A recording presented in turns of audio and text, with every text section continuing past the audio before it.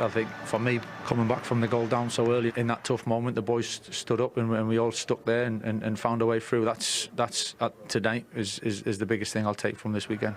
And you 1-0 up and then you concede a penalty and one player less, then it affects the game massively. Yes, I think it was a very hard red card. We conceded the 2-1 too early. I think we could have done better in this situation because we were 2 against Sesko, but Sesko touched the ball very well, a great header. He thought about going again to the same side as he did last week. I think last week he saves. But then probably for what they've studied, they thought that together with their staff, he should have gone to the other side, luckily for me. But at the end of the day, I scored, and that's the main thing. In terms of taking responsibility, he's always there and he always steps up. He'd never do anything else. So it was a big moment, obviously, with the red card and the penalty. It was a big moment for us, and I thought we deserved the win in the end for how we came into the game. It's been a great start to life back at Manchester United for Michael Carrick, and that includes both his spells as caretaker manager. He's now got a record points tally by new Premier League managers, level with Ange Postecoglou, but beating Arne Slot, Gus Hiddink and Mike Walker from his early days. Now, look, the big turning point in the game was very clearly Lacroix's red card. Yeah. What were your thoughts on it? I thought it was really, really good play from Manchester United. We've highlighted Lacroix here. He's, it's a recycled set piece, dealing with Maguire. Now he's got his eyes on Cunha. Cunha's slotting, he's looking dangerous. As we look at Chris Richards here, are you ready for this? Woof. That actually just happened. Magic. So Chris Richards is dragged out, and Cunha, and this is Fernandez's brilliance, slipped into it, and once he gets the wrong side of him, Lacroix is scrambling. He's got his hands all over him, and I thought straight away foul and red card. But Leon, foul, red card and penalty. Yeah, I just think it's a little bit soft. I think he could have stayed on his feet. I don't think there's anything VAR can really do.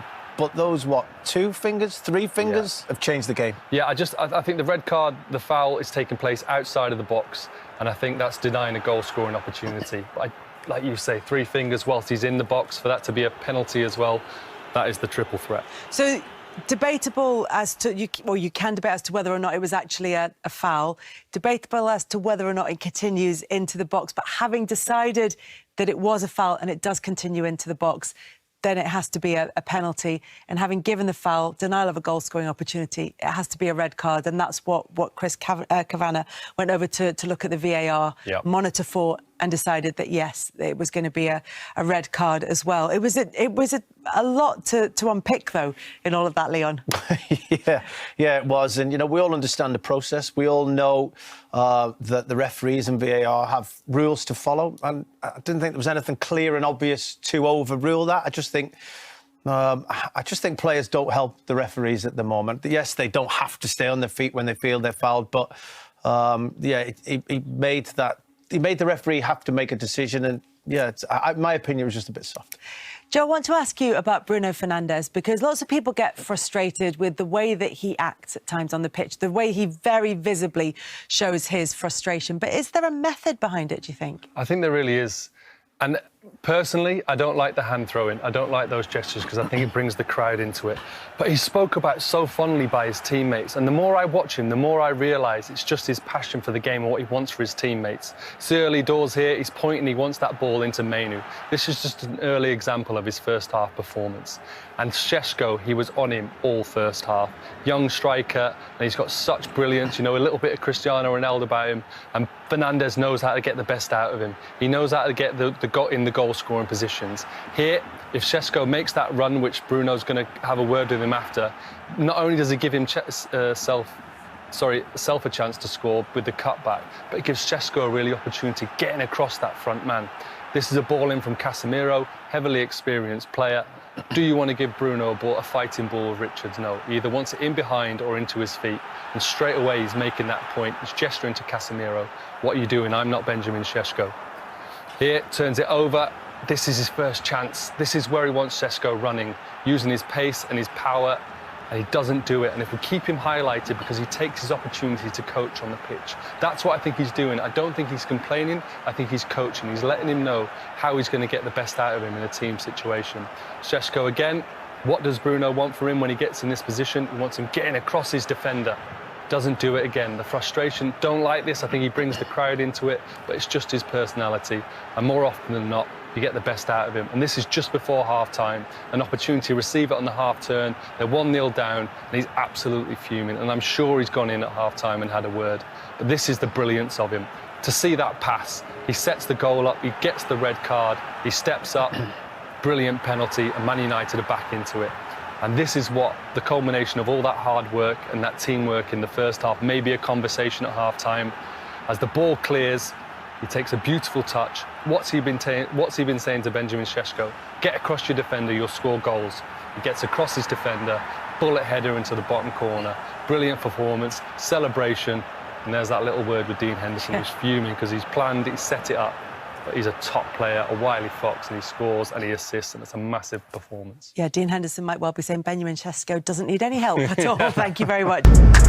United have got difficult games, but they've got a free programme, they've got the momentum, they look dangerous. I actually think against the good teams, they're very dangerous on the counter-attack with Ahmad, Sesko, and Mbeumo, Cunha, Bruno. So I actually think those games suit them.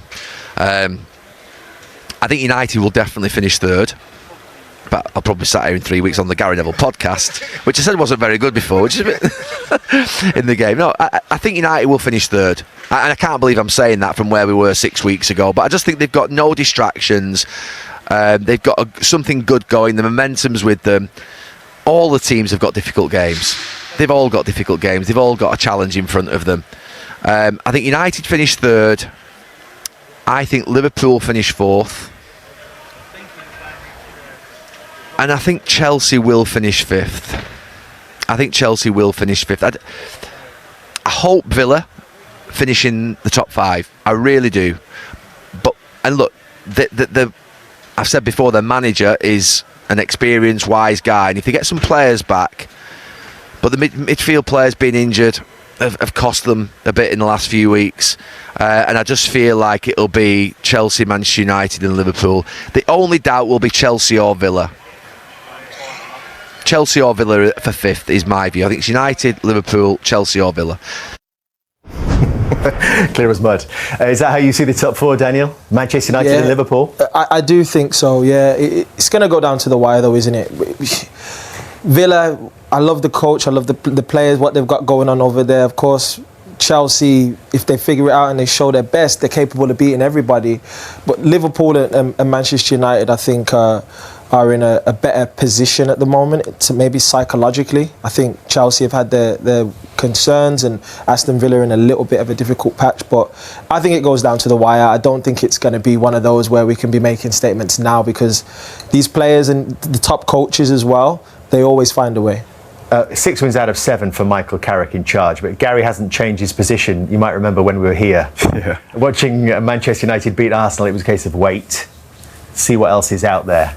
You still agree that's the right approach? I think, of course, you don't want to rush making a decision, but you have to give him a lot of credit, because Gary was talking about calmness around United, and I think the manager brings calmness and he brings result. So he's doing a good job, and I think that is something that we have to talk about, because it's always difficult when you come into a new club where the teams are not doing well. So that means you need to relieve the confidence of the players. You need to find a system that suits those players to perform. And I think he did it quite really well in a really short time of period. And really anything but calmness, Patrick, around Crystal Palace, your old club right now. Is it a bit of a shame, do you think, the way it's sort of finishing and tailing off a little for Oliver Glasner? Yeah, I think it is a shame. It is a shame because he did a fantastic job winning the FA Cup and giving a lot of hope to the fans. And he really built a strong team, physically really strong and competing quite really well. I think Crystal Palace is a really difficult teams to play against. And going from winning the FA Cup, seeing the celebration, and seeing where they are now and a lot of confusion around the club, around the manager, around the players, it is a shame for the club because it is a wonderful football club. And as for Spurs, Daniel, in a bit of a pickle. No win in 10, 2 defeats under their new manager. Would you be worried about them right now? I think you have to be. You have to be worried, but they've got so many talented football players in the team, and you sort of think they've got to have some moments within themselves. They have to figure out a way to bring their best, because there's so much talent. It's just, you know, they're not playing to the level they can. They know that too. There's a lot of international guys, top players who have done things in different leagues and have had success here. And I just think that it's surprising to see where they are. It is surprising. I'm sure they're going to be disappointed with how things are going at the moment. And yes, managerial change and all those different types of things. But you got to build this momentum, man. You got to find a win. Why are you smirking, Patrick? You must have some words, some words of encouragement for Spurs fans. No, I think it is sad, of course, because we're talking about one of the greatest clubs in London and in the Premier League. But in the last couple of years, I think this is a club that spend a lot of money with no structure, with no direction, and with quality players. So that means if you don't have a proper structure, if you don't have a direction, you can have or spend much money that you want that doesn't bring you success. And last couple of years, I think, try to understand where they want to go. It is really difficult to explain. Sesko on the score sheet again. What did you make of his performance as a whole this afternoon? Yeah, Ben's there to score goals, and he's done enough of that lately, and it's something that I've said it. He's going to be an important player. He is an important player. He's going to be even more important as he kind of progresses and improves all the time. So to get his start today, for me, it wasn't a big drama. It was a natural kind of decision, and Ahmad coming on and rotating a little bit. But for Ben to get that goal again, that's some really important goals he's got for us, and it was a fantastic header. And up to third, does it feel like quite a significant result in your top four ambitions this season? It was more the way the game went, to be honest. I think wherever we are in the league, I think there was more of, as I said, that new kind of challenge in some ways for us to be down like that at home and overcome it. I think that was the biggest thing from today. Yeah, we've moved up a position, which obviously is nice, but you know, it's 1 week, it's one weekend again, so we're not getting carried away with that, but it's more the performance and the way we've done it. I think that the boys will benefit a lot from that. Well, he keeps saying he isn't getting carried away. He might just get carried away with these figures when we show you what Benjamin Sesko has done in the one game under Darren Fletcher in the Premier League, and then under him, because he brought him in from the start for the first time under him after all the substitute goals today, Righty, and he's replied with another goal, the match-winning goal. Another great goal as well, and especially when you've got somebody who can put it pinpoint like Bruno can. It's like, I'll be saying into Trent, listen, just get the ball in there, don't even look for me, because that goal what he scored there, the movement to get in front of the header and head the ball in was fantastic. And if that's what's to come, Steve, honestly, it's going to be exciting for us. Look at this transformation. Over 1,000 minutes in 17 games under Ruben Amorim, 2 goals, 8 appearances since 348 minutes, 7 goals. I think that you've got to say something, Gaffer, in respect of people like you got Kobbie Mainoo in there, you got Bruno pushed up, you got Mbeumo, you got him in the centre. Obviously, he's just starting. And you've got the ball coming in there on a regular basis. It doesn't surprise me that he's scoring the goals now. But from a striker's point of view, he's feeling the love, isn't he? Without a doubt, yeah. Without a doubt. And you look at this Man United team with Bruno there, because, you know, he's one of my favourites. He's going to create chances for you. You know, he looked at that ball. That ball was pinpoint onto his head. Great movement from him, but you know that you can make the move Bruno sees. He's going to put it in there. You know, it's brilliant for him. In a way, he's created the love for him. With what he's done from the bench, you know, it's good management to take him out, to then put him back in again. As I said earlier in the day, it was about taking the chains off him. And when you come on from the substitutes bench, it's a different game than when you start. The scoreline could be different. And he's gone and done the business. And then suddenly, now he's got his chance to play. What's he gone and done? If he hadn't scored today and United drew, we'd be going, oh, well, he might not be a good starter, you know, but he's actually come up with the goods and made the winning goal. So, with a fantastic header, by the way. It's a great technique, it really is. So he's going to be, under Amorim, with those stats that we said, he's probably apprehensive going into every game. Now he can't wait. He can't wait to get out there and play again, and the next goal's going to come around the corner. So the Michael Carrick effect, 19 points from 21 available. They are into the top 3 for the first time since May 2023.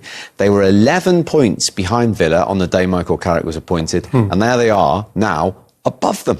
Yeah, it's just like a breath of fresh air in there. They've responded to him. He's playing players in their positions. He's playing them in a comfortable formation that they all know.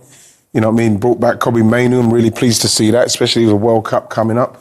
He's pushed Bruno further forward. He's got Mbuemo and Cunha, who are really exciting players and good players, both putting in a shift. And then you've got Sesko scoring goals. So, you know, it's brilliant what he's done, Michael Carrick. And, you know what I mean? He deserves plaudits for what he's doing. If I don't know how Amorim must be feeling now with the same team doing unbelievable things now, but that's quite damning for him, I'd say. I mean, when you think about United at the end of the season, they lost to Tottenham in the Europa Cup final. Spurs, who hadn't had a great season, beat them 4 times that year. Yeah. I'm just saying that. But I'm just saying that's you like saying that, though. No, it's the only thing I can say this week. But that's where they were. Yeah. And it hasn't happened where you go, well, Amorim, you know, built something up and the basis was already there.